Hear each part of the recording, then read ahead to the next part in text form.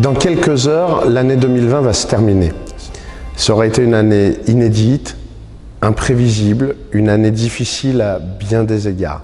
Beaucoup d'entre nous ont été marqués dans leur famille, dans leur chair, dans leurs esprits, et nous avons tous été collectivement profondément bouleversés, percutés dans nos manières de vivre ensemble. 2021 arrive, ce sera aussi une année forcément particulière, au moins les premiers mois, ne nous mentons pas à ce sujet. Néanmoins, je suis convaincu qu'ensemble, on peut la réussir cette année. Parce que cette ville, elle en a connu des difficultés. Elle les a toujours surmontées, toujours.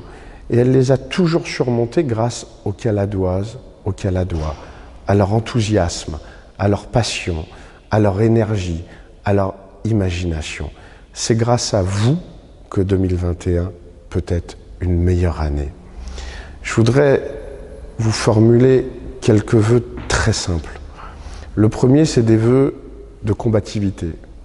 Soyons combatifs face à la résignation, au fatalisme, à l'enlisement, à la morosité ambiante. C'est notre énergie qui changera aussi les choses. Mon deuxième vœu, c'est des vœux de solidarité. Prenons soin les uns des autres, de nos amis, de nos familles bien sûr, mais aussi de notre voisin, de celui qui habite dans notre quartier, celui qu'on ne connaît pas forcément, avec qui on ne discute pas forcément habituellement, mais avec qui nous partageons finalement la même communauté de vie au sein de cette ville de Villefranche. Troisième vœu, c'est celui de la liberté. J'ai envie que nous retrouvions cette liberté qui fait le charme de nos vies, la liberté d'aller dans une salle de théâtre, dans une salle de cinéma, d'écouter un concert, de se retrouver entre amis sur une terrasse de café, de se retrouver tout simplement au coin d'une rue pour échanger, discuter, s'interpeller, des fois même débattre, mais en tout cas d'être ensemble. Parce que c'est ensemble que la vie a du charme.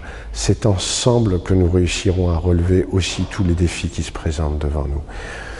Je veux vraiment vous souhaiter une année 2021 d'enthousiasme malgré ce contexte un petit peu morose.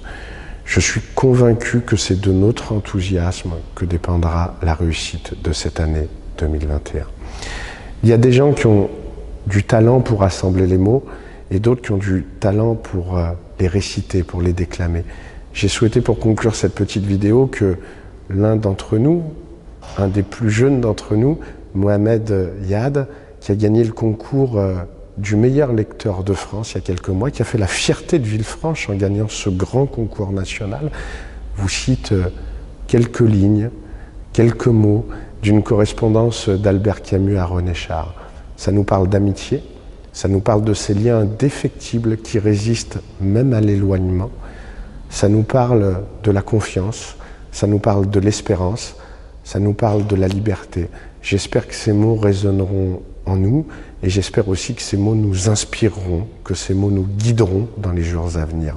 Je vous souhaite une excellente année 2021. Je vous souhaite bien sûr de la santé, mais je vous souhaite surtout du bonheur avec les vôtres, avec vos proches, avec vos familles. Et je nous souhaite beaucoup de bonheur collectif dans cette ville de Villefranche que nous aimons tant.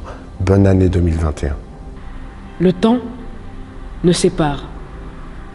Il n'est lâche que pour les séparer.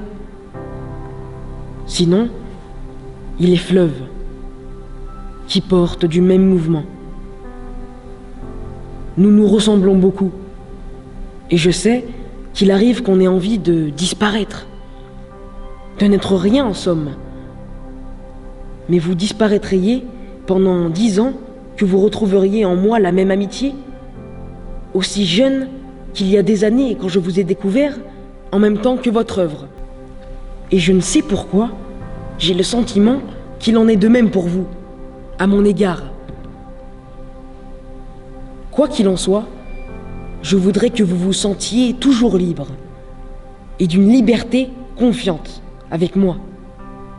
Plus je vieillis et plus je trouve qu'on ne peut vivre qu'avec les êtres qui vous libèrent, qui vous aiment d'une affection aussi légère à porter que forte à éprouver.